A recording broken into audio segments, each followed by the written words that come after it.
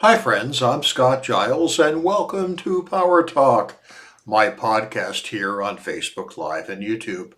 I cover topics related to spirituality, hypnotic coaching, the hypnotic arts and sciences generally, and occasionally cooking.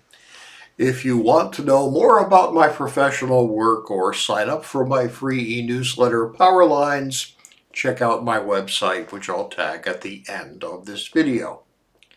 Well, despite the time I spend creating these podcasts every week, among the most popular, both for the free podcast and for the Patreon podcasts, are the ones I do with cooking tips.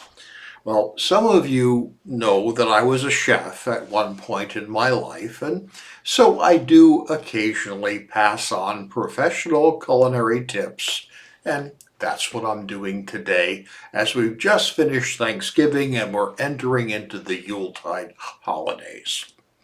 Now, today I'm going to show you how to spatchcock a turkey.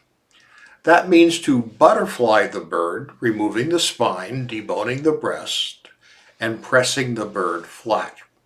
As the meat will then all be on one level, the bird will cook quickly. In the example I'm using here, I cooked a 10-pound turkey in an hour. Yes, in an hour. I'm going to show you photos of my process, but you'll find lots of videos on YouTube about this as well, with many different variations. The bird should be brought to room temperature before you begin and dry it out carefully with paper towels, both inside and out. Now, you can spatchcock any bird. If you are a complete beginner and you've never done this before, probably best if you start off with a chicken, as you can remove the spine simply with kitchen shears if you own a pair, and that is easier and safer than using a knife.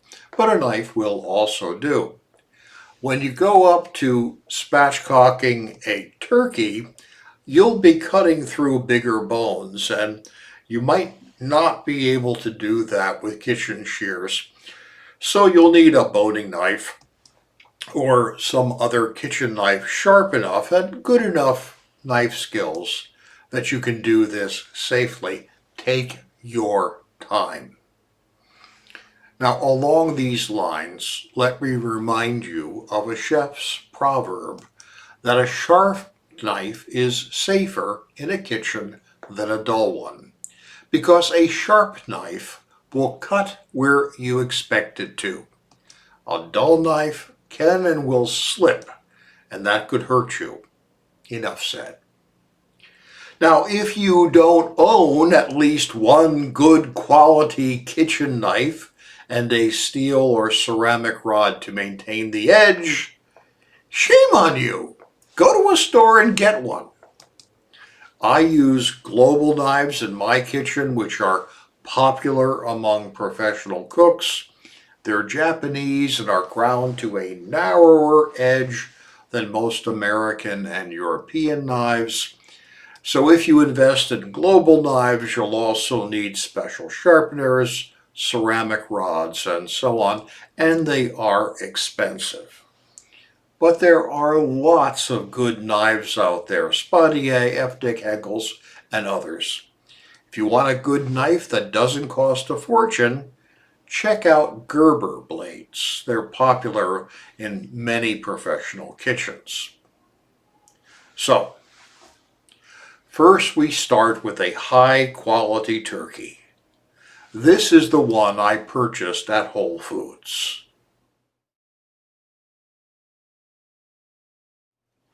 Then we position the bird breast side down, spine side up on the cutting board for spatchcocking. Here I'm using a global boning knife, but any good knife will do, and a larger blade is probably better for a beginner.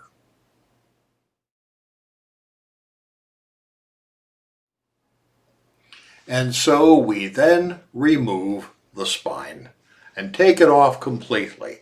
You can throw it away, but if you make your own stocks, as I do in a pressure cooker, keep it around because that will be a good ingredient to add.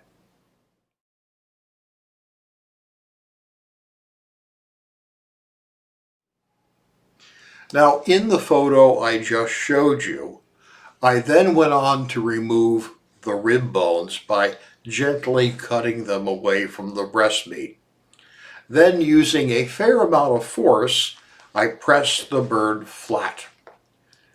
When doing this with a chicken, I will usually also remove the breastbone as it will pop right out when you press the bird flat. But for turkey, I leave the breastbone in as it results in more flavorful breast meat. This photo is of that process complete, and the bird flipped on the skin side up to show how it appears on my cutting board.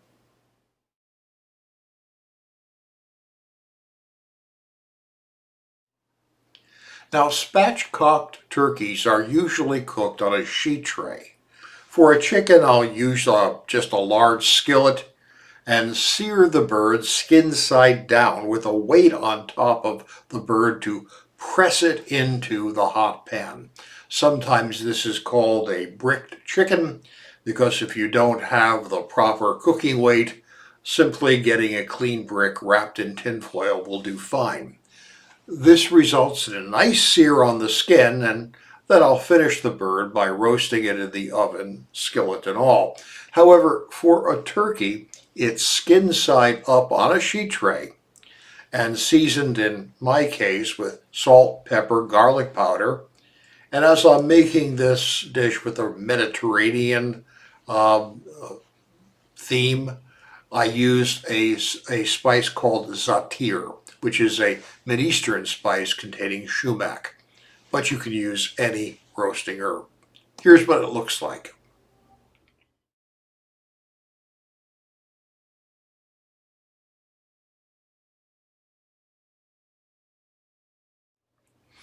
And then into a preheated hot oven at 450 degrees Fahrenheit. You will want to put a larger sheet tray under the bird to catch any drippings.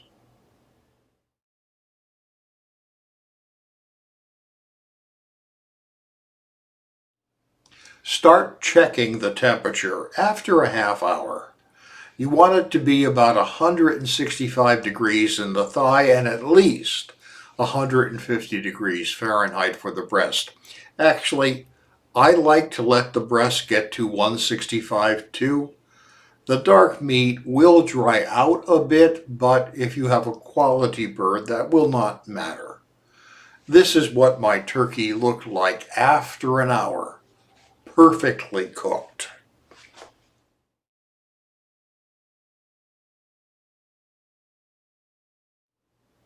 And here are my finishing seasonings: lemon, feta cheese, calamatria olives, and serve with a slice of focaccia bread on the side.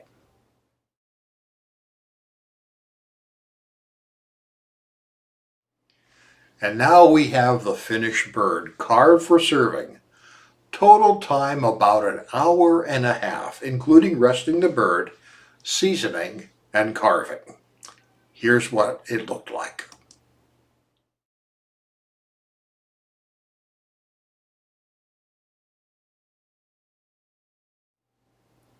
Now, I like to carve the bird in the kitchen, which is simply easier and less mess. But if you want a really beautiful presentation bird to bring to the table, make a pile of stuffing stovetop. Then you pack the inside of the spatchcock bird, and then you fold it with the fully cooked stuffing inside into its original shape. Now, if you've ever had turkey at Thanksgiving in a restaurant, very likely you were eating a spatchcock bird. As they are flat, you can run 5 trays with 5 birds at once in a commercial oven. So if you dedicate 2 ovens to this project, You can have 10 birds coming off the line about every hour, hour 15, which will get you through a full restaurant dinner service. So that's how it's done. Give it a try. You'll be glad you did. My favorite way to roast a bird. Hey, thank you for your time and attention today. I'll be back next week with another talk on a different subject. I'd like to invite you to join me. It helps me a lot if you let others know about my work and my videos, so please like, share, and subscribe. And if I can be of help to you, feel free to reach out through email, my website, or my Patreon channel. Have a great week and great eating.